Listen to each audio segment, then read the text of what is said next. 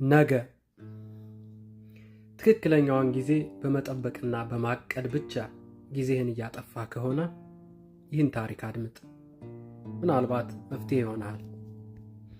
በአንድ ከተማ ውስጥ የሚኖር ታላቅ ተዋጊ የመሆን ህልም የነበረው ዮናስ የሚባል ወጣት ተዋጊ ነበር። በየቀኑ ስለ ወደፊት ህልሙ በማውራት ብዙ ሰዓትን ያሳልፋል። ስለሚያሸንፋቸው ጦርነቶች፣ ድል ስለሚያደርጋቸው ጠላቶችና ለወገኑ ስለሚያመጣው ክብር ገምቶ ይናገራል። ስለ ታላላቅ ተዋጊዎች ታሪክ ያነብ ነበር። ራሱንም ከእነሱ ጋር ቆሞ በምናቡ ይስላል። ለታላቅነት እንደተፈጠረ በጽኑ ያምን ነበር። ምኞቱ ጠንካራ፣ ራእዩም ግልጽ ነበር። ነገር ግን ስልጠና ለመጀመር ጊዜው ሲደርስ ዮናስ ሁልጊዜም ለመዘግየት ምክንያት አያጣም። አንዳንድ ቀን የአየሩ ሁኔታ ትክክል እንዳልሆነ ለራሱ ይነግራል። ሌላ ቀን ደግሞ በጣም ደክሞኛል ይላል። አንዳንዴ ደግሞ ለመዘጋጀት ተጨማሪ ጊዜ እንደሚያስፈልገው ራሱን ያሳምናል።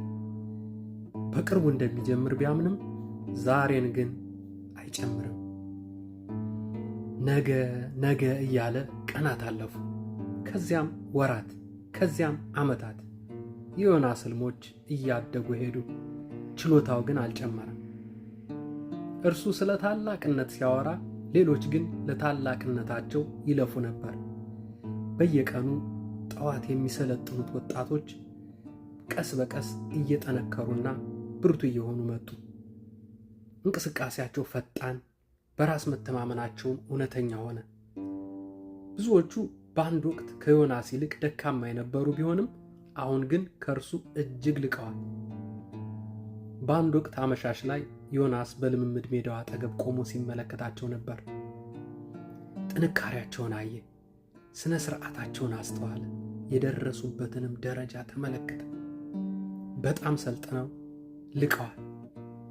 ለመጀመሪያ ጊዜ አንድ አሰቃቂ እውነት ገባው። ህልሞቹ ጠንካራ አላደረጉትም። ይልቁንም ህልሞቹ ምቾት እንዲሰማው አድርገውታል። ድል ማድረግን በምናብ በማየት ብቻ መርካት፣ ጥረትን ማዘግየት እና ምንም አለመስራት እንዲለምደው አደረገው። ያለ ተግባር የቀረው ምኞቱ ወደ ኋላ አስቀረው።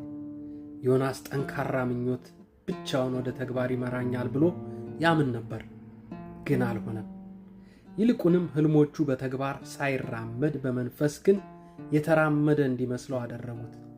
ስለ ወደፊት ህልሙ ባወራ ቁጥር አእምሮ ልክ ወደፊት እንደተራመደ ሆኖ እርካታ ይሰማው ነበር፣ ግን አልተንቀሳቀሰም። ብዙ ሰዎች የሚወድቁበት ወጥመድ ይህ ነው። ማቀድ ማለት እድገት እንደሆነ ያስባሉ። ስለ ግብ ማሰብ ከሥራ ጋር እኩል እንደሆነ ያምናሉ። ነገር ግን አንድን ነገር በመፈለግና በማድረግ መካከል ሁልጊዜም ሰፊ ልዩነት አለ። አብዛኞቹ ህልሞች የሚጠፉትም በዚህ ክፍተት ውስጥ ነው። ቀናት ወደ ወራት፣ ወራት ደግሞ ወደ ዓመታት ይቀየራሉ። ለራሳችን ያንኑ ተመሳሳይ ነገር እንነግራለን። ነገ ጀምራለሁ፣ ብቻ ትንሽ መነሳሳት ያስፈልገኛል እንላለን። ነገር ግን እውነቱ ይህ አይደለም። መነሳሳት ወይም ተነሳሽነት መጀመሪያ አይመጣም። ተግባር ነው ቀድሞ የሚመጣው። ወደፊት የሚራመዱ ሰዎች ሁልጊዜ በሐሳብ ብቻ ጎበዝ የሆኑት አይደሉም።